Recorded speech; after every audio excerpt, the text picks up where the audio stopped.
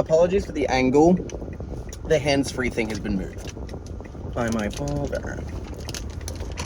I'm going on a date. Well, I'm always hesitant to call any of these things dates when it's two guys from Grindr arranging to hang out, because with ulterior motives unaccounted for, it sometimes would maybe be too generous to call it a date when it's like they just want to fuck you. But is that a date? I guess that could be considered a date. You hang out, you chill. You hang out, you chill, and then you fuck. I don't think that's what's happening today. Anyway, there's this guy, Luciano, his name is, and I'm, going to hang out with him at Scarborough. We're gonna have a drink, watch the sunset, go on a walk, get to know each other a little bit. And right now I'm just like trying to like level myself, just be ready to be completely neutral on the situation as it stands, just because like I don't want to put too much pressure on myself for it to be anything it doesn't need to be, so I psych myself out and get too nervous and just get too nervous to be myself. But I also don't want to downplay it enough and remove my level of like being excited about hanging out with a guy that I think is cute, you know? Well, I think I just need to be myself, chill out, and just let things flow. If things are flowing in a good direction, great. If things are flowing in a shitty direction, that can be fun to play with, you know? So, I need to remove this idea in my head that the date has to go well, because it doesn't. Well, there's two pals conversing, and we shall see what happens. Alright, but in June, I just wanted to do a little regulation and check in with myself before I go. I'm going to sing some songs and then learn a bit.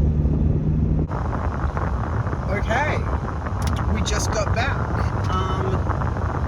So I'm covered in sand. Let's explain why. So I met up with this guy, and I just decided to come out the gate just kind of like really warm, really like bubbly, just because I'm just like, otherwise it's just going to be us finding our footing of like how comfortable we can be with one another, and that's something I like to do with like whether it's hookups or dates or anything. So I met up with him. And then we just got chatting about stuff. You know, there's always, I think, a little bit of like of an awkward period at the start of any date. Yeah, just with any like date, because you're trying to like see where everyone's boundaries are. You're trying to learn that. But pretty swiftly, we started getting along, and we just did not stop chatting the whole night. And there was a point where this is a really nice thing. There was a point where I went to we went to a bar together. We went to Sandbar in Scarborough, and he bought me a drink, and he and I just chatted. We chatted about like his background being Spanish and all the languages he speaks, and we were just having this like really lovely extensive chat about like language. And I was like, for lack of a better word, taken. I was very moved by it, and I was just like was watching him, and I was having this sense of like just a very euphoric feeling of just like very much feeling purely happy about enjoying my time with somebody. And I felt very present with him in that moment, and I just really I just loved it. Like I just loved like talking to him at that time in the sandbar. And then, we just chatted for a while. We just had a drink together, just because we both had to drive. And then we went on a little walk together, and then he kissed me. And it was really nice. He's a really lovely kisser. And then we went on a walk further, and then we went to the beach. And there was nobody on the... Well, actually, that's not true. There was this guy on the beach doing some like night fishing, and he had his little flashlight out. And we like walked over, like only like he was still very much in sight, and if he had pretty good eyesight, he'd be able to see us too. and we just sat down together, and then we started making out, and it got pretty hot and heavy. Like, we made out, we were doing all types of things. I'm not going to go too much into the details of it, but we got very hot and heavy, and we were, like, by the end of it, naked together. Like, naked on the beach together at night, with this guy fishing right fucking there. And so, yeah, it was super duper fun. It was just really, like, nice. It was a really nice time that I had. And then we packed up, we held hands the entire time when he walked me back to my car. And I don't know, it just felt good. And now he's going traveling though for a little bit until next year, which obviously it's December, so next year's not far away. But I don't know, I left this one feeling like that went really well. I was really happy with how that went. I would like to hang out with him again and chat with him again. But yeah, I would like to hang out with them again and chat with them again. But you know, but I also feel like content with the idea that it was just a really fun night. And as my brain often does, I'm sure my feelings about it will develop more with time. But yeah, it was just a really, really nice date. It was like the first time I've been on a date that like felt like it was a complete arc. Like we did like the whole thing. Like we did the whole shebang. It was really lovely.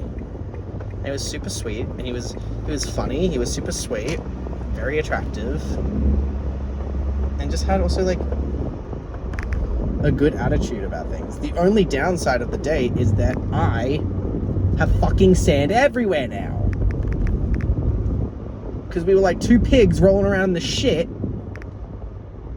of Scarborough Beach at night. But you know, I'll just have to like wet my hair. I'm just gonna have to wet my hair tonight and get the sand out of it. Like, there's no shot of not doing that. But yeah, it was a really, really nice day.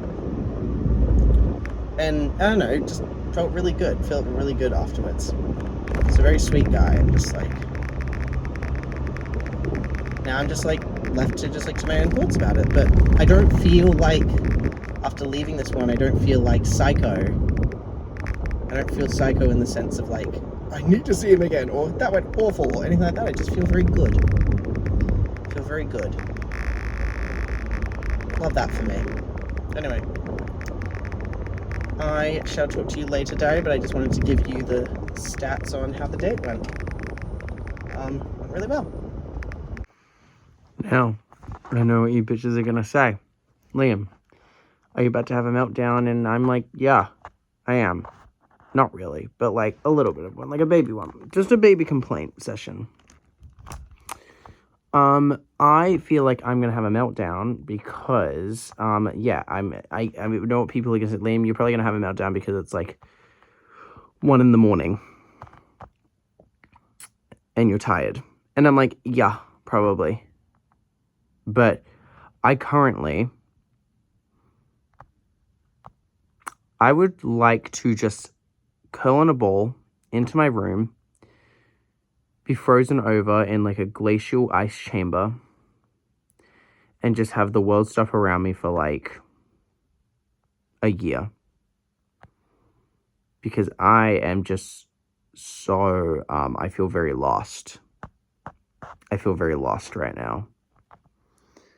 I feel very much like, I don't want to do anything. I feel very much like nothing is going anywhere. I feel very hopeless. And I feel very sad. I'm looking at like the things in my life and the things I want to do, and I'm like, listen, I understand this is all temporary. I'm sure I'm going to feel good once I have some rest in me. But I think it's important to say that I feel this regardless, and not to say that these feelings, I don't know, are the feeling is true, but that what I think is true. But it is important for me to say these things because I want people to know that it's just normal to have these fucking moments. But I'm going to be honest about how I feel. And how I feel is that I'm looking at all these goals that I want to, or these things that I want to do in my life. and think about the outcome, and then all of a sudden I'm just like, wait, why do I want to do any of this? You know? For what? To make me happy? And listen, I guess, like, in this moment, I just feel like the thought of doing anything in my life, the thought of going to work, the thought of waking up tomorrow, the thought of having to get up in this fucking summer heat, the thought of catching another Uber to work, the thought of having to put my car up on Facebook Marketplace, the thought of listening to another rant from one of my emotionally unstable friends. That there's a friend of mine who just had a rant to me just a couple of minutes ago. Nicola, if you're watching, I'm not referring to you. I'm referring to other people. I'm not referring to you. I just don't feel like I have it in me right now to do anything. And I'm going to have to get up tomorrow for a 7:45 shift and go to 4 in the afternoon. And then I'm going to have to do, and then 7:45 to 4 shift, and then I'm going to a fucking social gathering thing afterwards. And then I have another full day shift the next day, and then another full day shift the next day. And I just don't know if I have it in me. But the thing is, I don't want to call in sick because these are really good hours this week and I want to make money. Because I'm a little bit broke, which isn't helping. Never helps.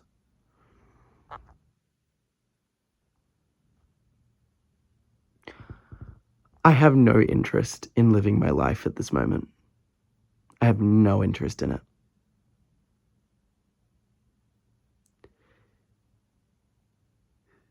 And that sucks. That, like, really sucks. That's a sucky feeling, and I feel like shit.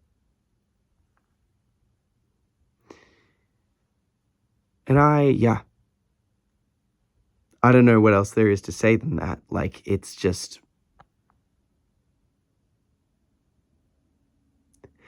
I'm really tired. And I know that could simply be fixed by me going to sleep, right? Could be an easy fix. But right now, it doesn't feel like anything will fix the problems that I'm having. And I keep waiting for, like, 2026 to come. Because I feel like things are going to be better and now, but I'm, like, a little bit scared that things aren't going to be, you know?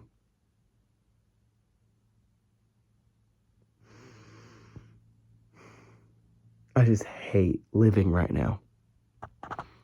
I hate being alive right now. In this moment, I hate being alive.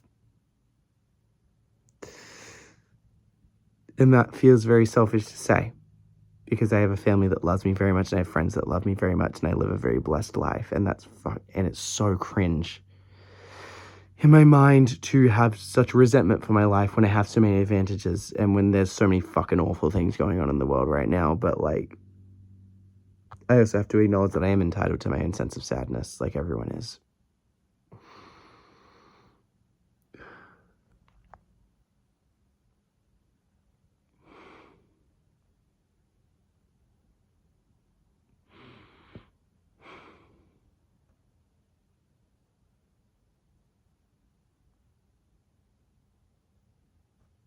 Like, I'm just looking out towards, like, tomorrow, and I'm just like, I just want to, like, curl up in a ball in my bed and just, like, let the world wash over me a bit.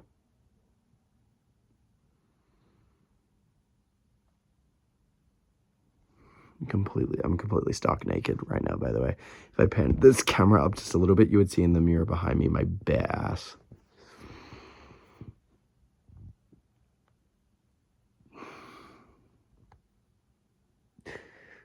It's a really shitty feeling.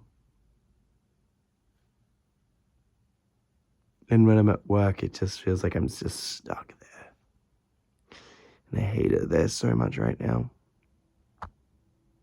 And that feels shitty too, because it's a really nice job where everyone's very kind to me, and it's a very easy job.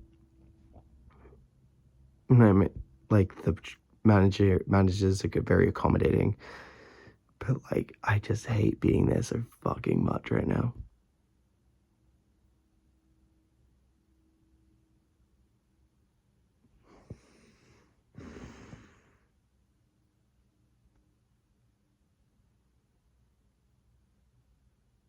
And what's like shitty as well is that I feel like I know what I need to do to like get a hold of my life, and I just don't feel like I can make myself do any of it.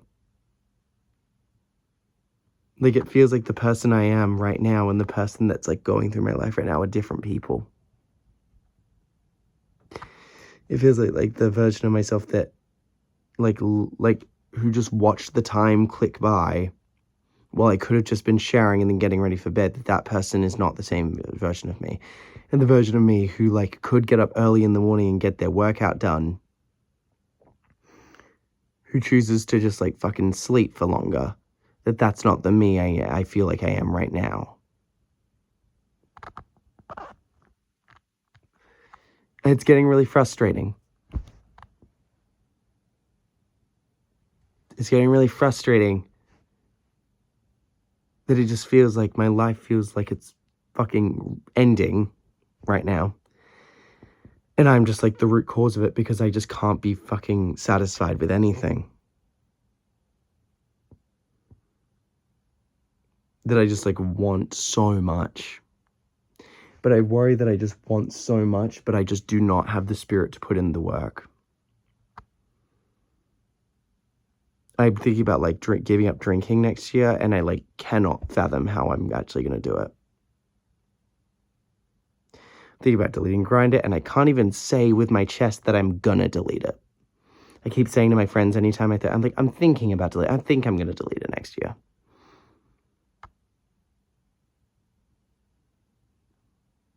I need to go to sleep. I need to go to sleep. I need to go to sleep. This is just making it worse. But I wanted to come on and say and kind of talk about it and give voice to these feelings that I know that a lot of people feel, but like they feel like they're wallowing in self-pity to say, and I also feel like I'm wallowing right now. So, you know, there's fairness in that. But in this moment, I'm very unhappy. Tomorrow morning, I might feel very differently. Till then, all I can do is get some sleep, you know. So thank you for listening. And if you feel like life just sucks, it does feel like that sometimes. And I hope that tomorrow is better for whoever's watching this, if you do feel that way.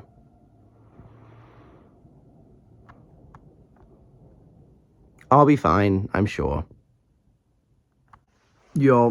Well, first of all, I realized I never did like a check back in with after that last video.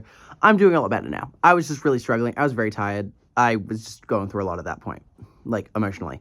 So we're fine now. However, I just wanted to say, do you ever just get like a little too aware of your existence? Do you know what I mean? Like I was sitting here just watching a YouTube video thinking about stuff, and I just thought about like the blessing that is my life right now and how lucky I am to have like loving parents and brothers, and never had to like struggle like economically really. Just have been born into a good family. I'm just like thinking about my life's advantages, and I was like, however, like I've thought about like the possibility, like I've like I would love to have known what it would like to be to navigate my life as a woman, and not specifically it's not really as a woman, specifically with a vagina, and I was wondering about that. And then, yeah, I was thinking about it, and I was like, but like that'll be in the next life. Like maybe, you know, I'll be lucky enough to be a woman in the next life, or have a vagina in my next life, if that's how it works.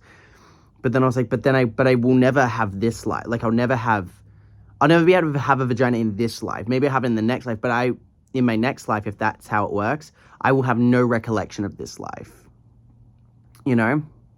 And then I started thinking about like, well, how many lives like have I lived before this? And then I thought about like how many lives did I live before this? And I was like, maybe is there a way for me to like mark down, like put something somewhere so I know? But that's not possible at all, you know?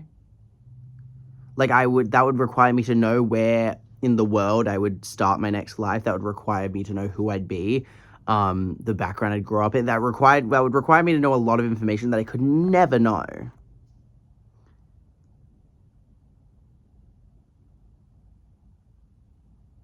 And so I'm like, there's no way I could like get on top of it or try and remember or have appreciation for this life. And what if I've lived lives just as amazing as this in the past and I have no awareness of them?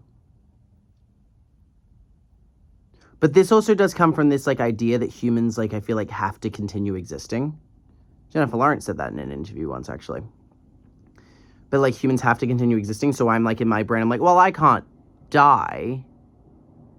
Like, I'll cease being me, but I'll continue to exist as something else, probably. And I think that because I enjoy existing a lot. But, dude, and then I just dwindled on the fact, like, oh my God, this is my life right now, and this is potentially the only life I'm ever gonna get. And then I got a little too aware of everything that was going on around me, and I just, I looked at the world, and I was looking at the mattress, and I'm looking at this, like, quilt that's on top of my bed. I'm like, oh my God, someone had to make this, and then people before them, and before them, before them, before them had to, like, say, girl. That is a scary rabbit hole to go down. Existence is fucking weird, because so many people have done it. Ooh, I don't like it.